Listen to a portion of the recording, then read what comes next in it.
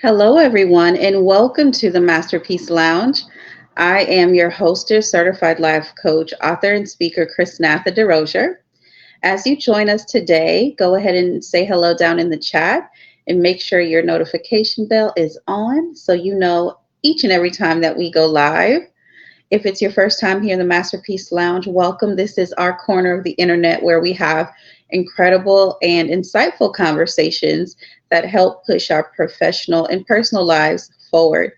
And if you are a returnee, welcome back. It's always great to spend some time with you all each and every week. And so today in the Masterpiece Lounge, we're going to be talking about, as I'm sure you've already seen, the importance of active listening. The importance of active listening. And I thought this was a very important topic because this is something that I have struggled with in the past. And I have been actively working on improving it. And I'm getting better. And I want you to get better too. And what is active listening? And so before we jump right into how you can start implementing this in your daily conversations, I want to first define what it is. And so active listening is the practice of preparing to listen, observing what verbal and nonverbal cues that the speaker is giving, and also the message that they're trying to portray to you, and being able to provide an appropriate and constructive feedback. Okay, so that's super important. That's what active listening is. And I want to share some tips with you on how you can begin to become an active listener. All right. Why is this important? Because every aspect of our lives, communication matters, whether that is at work, in our business, with our friends, with our family, in any type of setting, and just in our daily conversations, right? We want to make sure that we're not just listening, but we're actively listening. And so today's segment is going to touch on that. And so I hope that you guys can really walk away with some amazing gems that you can start applying to your daily conversations right away. And so the first one is to pay attention. Now, this may seem super obvious, but it is important that you are paying attention as someone who wants to actively listen. So when the speaker is talking to you, when someone is talking to you, it's important that you give them your full, undivided attention. This means that you put your phone down. This means that you are not texting while someone is speaking to you, right? That you are really making sure that you are paying full attention. And not only that you're paying full attention, but that the person that you are communicating with is truly able to see that. They're able to see that, feel that, and they acknowledge that. All right, so focus on the words that are being shared, focus on the body language that's taking place, pay full attention to what's happening. Number two is to show that you're listening. Now, how can you show that you're listening to the person who's speaking to you during communication?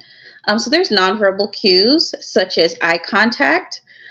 Some may feel like it's not necessarily important or a priority to give someone eye contact, but it is very important in our culture, our American culture, right? Our day-to-day communications. I know that it can vary in terms of eye contact, right? When speaking, depending on what culture you're a part of, but it's important that we are giving each other eye contact, right? That is an indication that I am paying attention.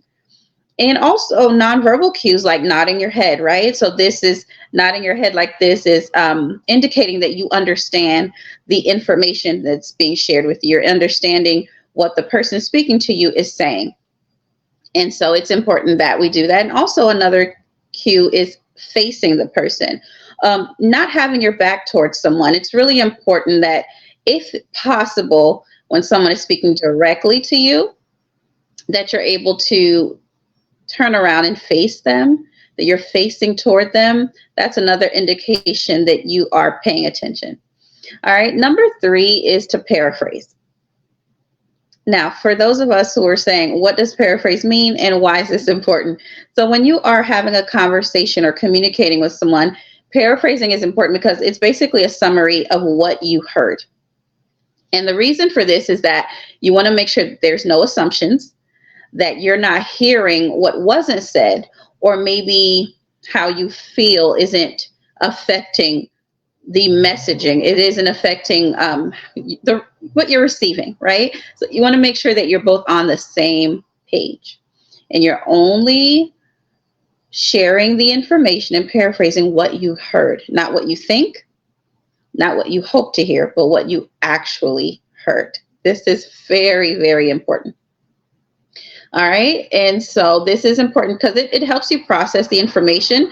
And also it helps to confirm that you both are on the same page in terms of what's being talked about. Number 4 is to ask clarifying questions. The reason for clarifying questions is simply that you want to ask questions to clarify anything that is not clear. So if you need to ask a clarifying question, it's because you want to make sure that you understand what's happening, what we're talking about, and that we are not perceiving this conversation in a different way, right? And so make sure you're asked clarifying questions. And an example is, what I hear you say is, or what I've heard you say is, right? And then you can repeat what you've heard, right? Just a summary. And if that's correct, the person speaking to you will confirm that. And if it's incorrect, they will also confirm that as well. And so that is important. Also, empathize. So some of us may not display a lot of empathy, right? When someone's coming to us with a lot of emotion, we may not know how to respond, right? And we're all different in this instance. Some of us are very easy to maybe reach out, hug someone, embrace them, hold their hand, right? Really show that you understand. And for some of us, that could be a little uncomfortable. It could be awkward, and so we may not know what to do. But it's important when you're actively listening, not just physically empathizing with someone, but verbally empathizing with someone as well. And an example of that, another thing, you're understanding their perspective and feelings. You don't have to have experienced exactly what they have, but you're showing that I understand, right? I understand that you have these emotions.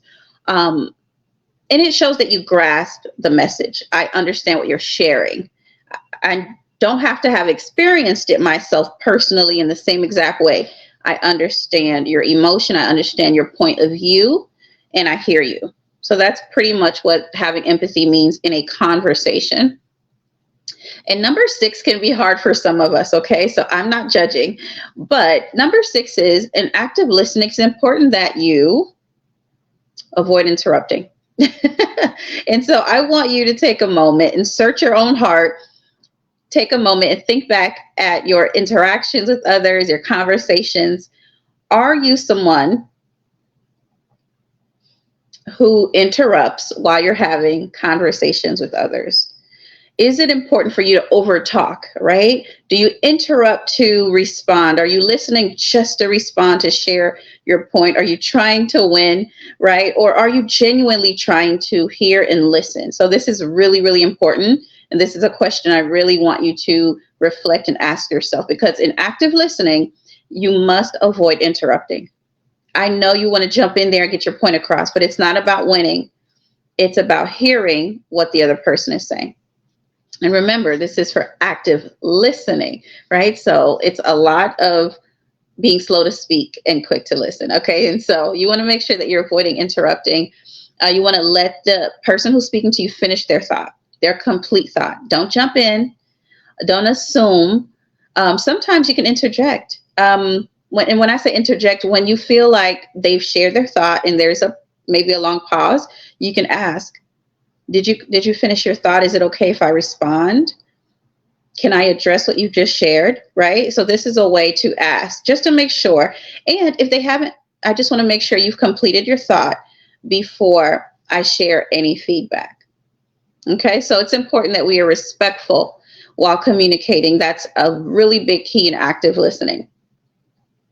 And so you want to make sure that you don't disrupt the flow of the conversation, and that the person speaking to you doesn't forget what they were saying, right? That they kind of get off track of the conversation because you interrupted. You want to make sure you hear all of the details, the entire flow, the conversation before you respond. So don't listen to respond. or don't listen to react, listen to respond, but make sure that you get the full story. Number 7 is to provide feedback. But you want to be very, very careful in how you do this. So in providing feedback, you want to offer constructive feedback, right? We're not here to judge, to make the other person feel judged, unheard, or not seen, or disrespected. That is not the key. The goal is to, if you're providing feedback in a conversation, is to make sure that it's constructive. So you can validate how someone's feeling, what they've shared. You can say something along the lines of, I understand how you feel, or something along those lines, right? So you're just validating their feelings. So, but definitely start off with that. I understand that this situation can make you feel blank. I would like for you to also consider blank, right? So it's just something to make sure that there's still respect in the conversation that you're having when you're providing feedback.